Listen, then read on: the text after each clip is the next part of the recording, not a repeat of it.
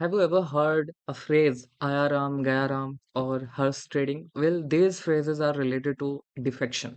In this video, you will understand anti-defection law, its exception, or one of the landmark judgment of the Supreme Court given on anti-defection law. So watch this video till the end to understand anti-defection law. Before starting with the provisions of the anti-defection law, let's understand how government is formed in India. See, India में अगर central government की बात करें तो पूरे India को छोटे-छोटे constituencies में डिवाइड कर दिया जाता है और ये टोटल कॉन्स्टिट्यूएंसी जो होते हैं वो 543 होते हैं। 543 कॉन्स्टिट्यूएंसीज़ पे डिफरेंट डिफरेंट पॉलिटिकल पार्टी जो है वो इलेक्शन कॉन्टेस्ट करता है और हर कॉन्स्टिट्यूएंसी से कोई एक पॉलिटिकल पार्टी से कोई एक कैंडिडेट जीत करके लोकसभा में आता है। अब लोकसभा में आने के बाद देखा जाता है कि किस पॉलिटिकल पार्टी के पास more than 50% of the total seat जो है वो है। जिस भी पॉलिटिकल पार्टी के पास ये जो नंबर है वो 272 है, जिसको मैजिकल नंबर बोला जाता है और मैजिक नंबर बोला जाता है।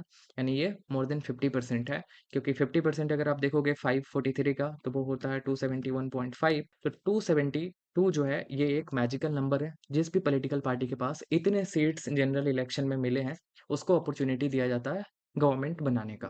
अब गवर्नमेंट बनाने के बाद अब बाज़ दफ़ा क्या होता है कि कोई दूसरे पॉलिटिकल पार्टी के पास इससे 1-2 कम होते हैं, लेट्स से किसी के पास 270 है, तो वो यहाँ से इस पॉलिटिकल पार्टी लेट्स से ये एक्स है, तो एक्स के पॉलिटिकल पार्टी में से जो भी इलेक्टेड मेंबर्स हैं, उनको हॉर्स ट्रेडिंग करेगा, यानी चाहेगा अपने पॉलिटिकल पार्टी में जॉइन कराने को किसी न किसी ग्रिड को दे करके।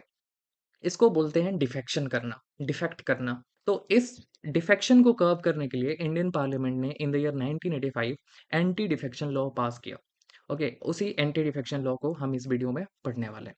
ओके, तो डिफेक्शन का क्या मतलब होता है? Politician elected from one political party and leaves it and joins another party, इसको हम डिफेक्शन बोलते हैं आसान भाषा में। ओके, देन अगर आप इसको ऐसे देखना चाहते हो तो देखो पॉलिटिकल पार्टी ए है जिसका एक मेंबर जो है वो डिफेक्ट करके जा रहा है पॉलिटिकल पार्टी बी में, इसको हम डिफेक्शन बोलेंगे।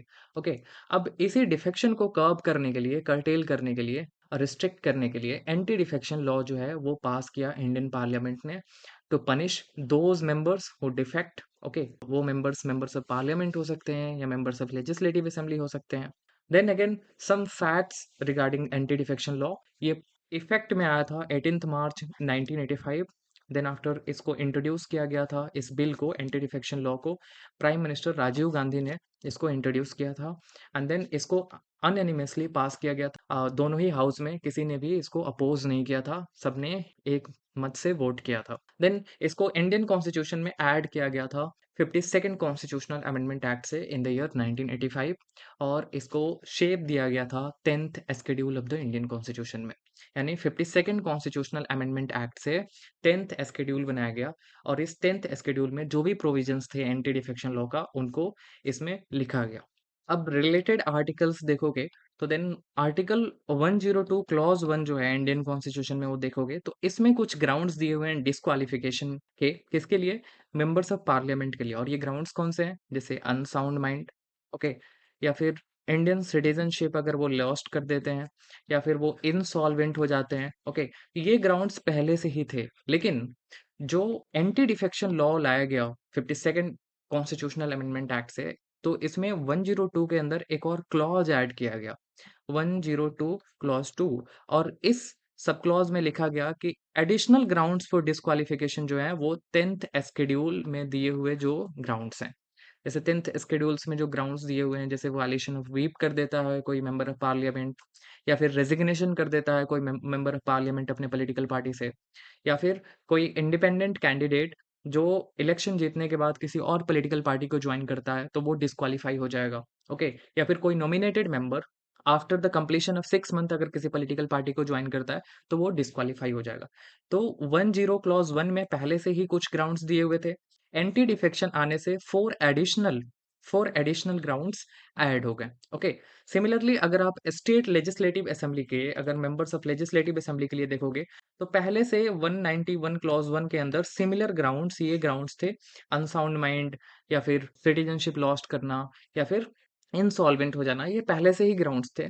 लेकिन 191 क्लॉज 2 जो है ये बात करता है कि अब जो एंटी डिफेक्शन लॉ में जो एडिशनल 4 ग्राउंड्स हैं वो भी ग्राउंड्स होंगे डिस्क्वालिफिकेशन के लिए मेंबर्स ऑफ लेजिस्लेटिव असेंबली के लिए। Okay, So now moving to the provisions of the anti defection law, but before that see आया राम गया राम जो फ्रेज है वो इनिशिएट हुआ हरियाणा के एक इलेक्शन में। कांग्रेस के एक लीडर थे गयालाल, उन्होंने एक दिन में ही 3 बार पॉलिटिकल पार्टी चेंज कर दिया। सबसे पहले वो कांग्रेस से थे, देन उन्होंने कांग्रेस को छोड़ करके जनता पार्टी में गए।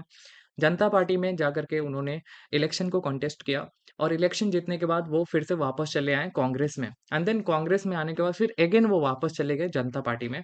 तो इसीलिए एक बार 1970 में एक जर्नल पब्लिश हुआ था जिसका टाइटल था आया राम गया Ram the politics of defection in India. Okay, तो तब से ये फ्रेज जो है बहुत कॉमन हो गया। Now let's start the provisions of the anti defection law. पहला प्रोविजन है वॉलेंटरी रेजिग्नेशन। जैसे किसी पॉलिटिकल पार्टी का कोई मेंबर इलेक्शन विन करने के बाद, इलेक्शन जीतने के बाद अगर उस पॉलिटिकल पार्टी से वॉलंटरली अगर रिजाइन कर देता है तो वो डिस्क्वालीफाई कर जाएगा under the provisions of anti defection law. ये पहला प्रोविजन है। अगेन जो दूसरा प्रोविजन है ये बात करता है अगर वायलेशन ऑफ वीप होता है तो देन अगेन डिस्क्वालिफिकेशन हो जाएगा। अब वीप क्या होता है? लेट्स से अगर कोई भी पॉलिटिकल पार्टी है पार्लियामेंट में या फिर लेजिस्लेटिव असेंबली में, तो हर पॉलिटिकल पार्टी का एक व्हीप होता है अपॉइंटेड, और व्हीप जो है वो जो भी बोलता है वही उस पॉलिटिकल पार्टी के जितने भी मेंबर्स हैं उनको फॉलो करना होता है। लेट्स से कि कोई बिल आया, तो अगर एक पॉलिटिकल पार्टी एक्स है, अगर इसके मेंबर 20 हैं, तो ये 20 मेंबर्स उस बिल पे यस वोट करेंगे, पॉजिटिव वोट करेंगे या नो वोट करेंगे, ये डिसाइड करता है कौन? व्हीप। व्हीप एक बार बोल दिया कि इस बिल के अगेंस्ट में वोट करना है, नो वोट करना है, तो जितने भी उस पॉलिटिकल पार्टी एक्स के 20 मेंबर्स हैं उनको नो ही वोट करना है। अगर इनमें से कोई एक मेंबर यस वोट कर देता है नो की जगह पे, तो इसको कंसिडर किया जाता है वायलेशन ऑफ व्हिप, और ये वन ऑफ द ग्राउंड है for disqualification under the anti defection law.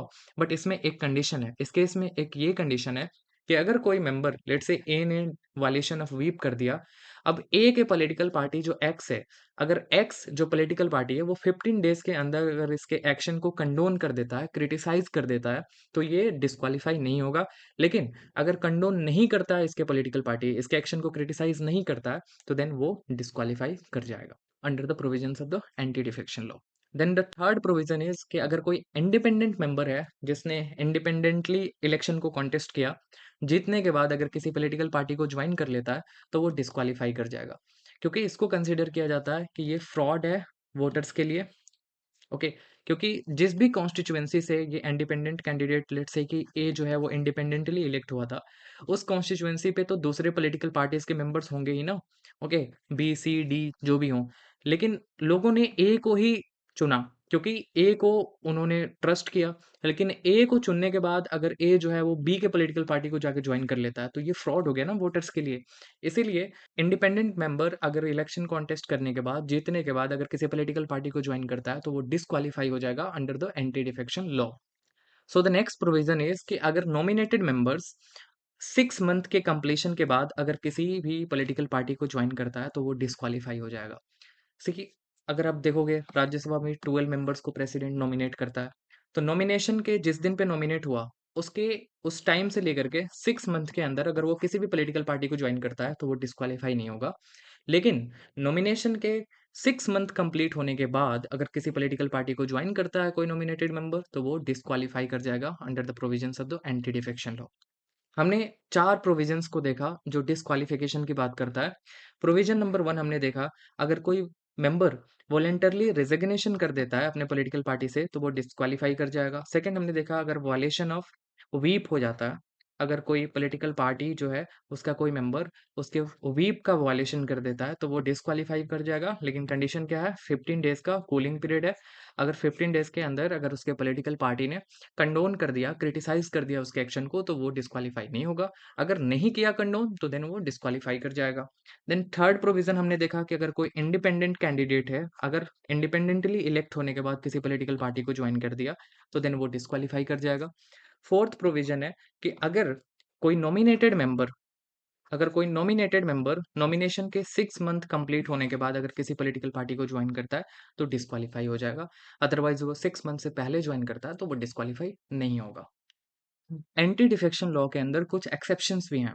Okay, तो पहला एक्सेप्शन था, अभी है नहीं, वन थर्ड एस्प्लिट। वन थर्ड एस्प्लिट का मतलब ये था कि अगर वन थर्ड मेंबर्स हैं किसी भी पॉलिटिकल पार्टी के, जैसे लेट्स से कि एक्स पॉलिटिकल पार्टी है जिसके पास टोटल मेंबर्स 30 हैं। अब 30 में से अगर 1/3 मेंबर्स इस पॉलिटिकल पार्टी को छोड़ करके जाते हैं जो कि 10 हुआ, तो इसको डिफेक्शन कंसीडर नहीं किया जाएगा। लेकिन ये अब पहले क्या होता था, पहले 1-2 मेंबर जो है वो जाया करता था पॉलिटिकल पार्टी को छोड़ करके, लेकिन एंटी डिफेक्शन लॉ आने के बाद एक जाएगा तो वो डिस्क्वालीफाई कर जाएगा। ओके, तो अब वो क्या करता था, अब 1/3 लोगों को लेकर के साथ में जाता था, तो ये गवर्नमेंट के लिए ज़्यादा प्रॉब्लमैटिक हो गया था। तो देन इसको भी 91st कॉन्स्टिट्यूशनल अमेंडमेंट एक्ट से रिमूव कर दिया गया इस एक्सेप्शन को। अब जो एक्सेप्शन है वो है 2/3 मर्जर। अब 2/3 मर्जर क्या होता है? सबसे पहले मर्जर क्या होता है? 2 पॉलिटिकल पार्टीज़ लेट्स से ए और एक दूसरा पॉलिटिकल पार्टी बी है, ये दोनों मिल जाते हैं, इसको हम बोलते हैं मर्जर, ओके? अब ये मर्जर होगा कैसे? क्या किसी पॉलिटिकल पार्टी के पास 30 मेंबर्स हैं, इसके 2/3 मेंबर्स हुए 20, क्या 20 मेंबर्स जाकर के किसी दूसरे पॉलिटिकल पार्टी के पास मर्ज कर जाएँ, तो क्या इसको मर्जर कंसीडर करेंगे? Then the answer is no.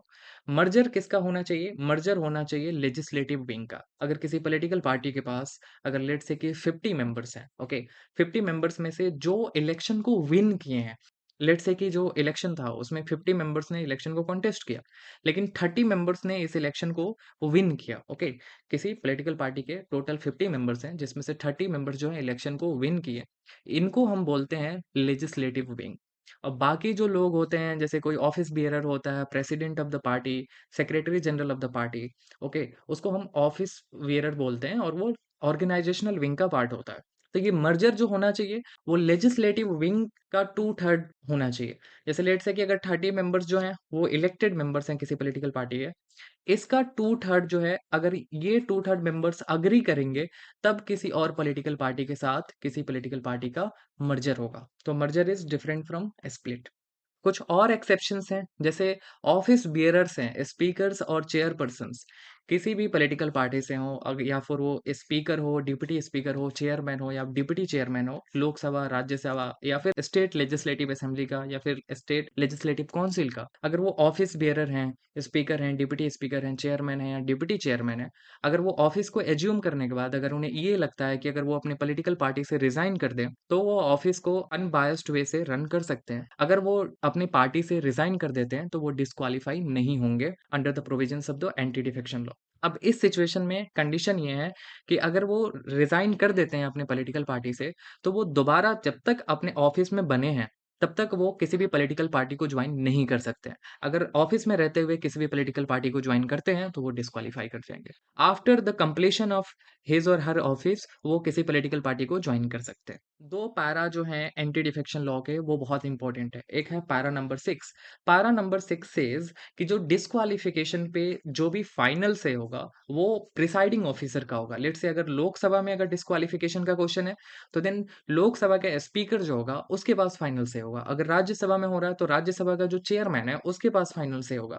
वैसे ही अगर लेजिस्लेटिव असेंबली में हो रहा है या फिर लेजिस्लेटिव काउंसिल में हो रहा है स्टेट के, तो उसके प्रिसाइडिंग ऑफिसर्स के पास वो फाइनल से होगा। ओके?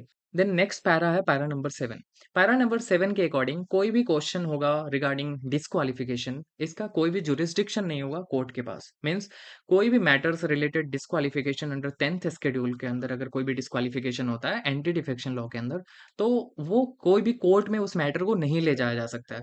बट सुप्रीम कोर्ट ने in a landmark case of Kihoto Hollohan versus Zachillhu, इस केस में सुप्रीम कोर्ट ने पैरा 7 को स्ट्रक डाउन कर दिया और बोला कि जुडिशियल रिव्यू का पावर जो है वो 10th शेड्यूल पे भी अप्लाई होता है। ओके, तो ये था आपके जितने भी provisions, exceptions anti defection law से रिलेटेड। आई होप कि आपको समझ में आया है। अगर आपको समझ में आया है तो आप चैट बॉक्स में बता सकते हो कि आपको अच्छा लगा ये वीडियो, और साथ में don't forget to like, share and subscribe our videos. Thank you so much. See you in the next video.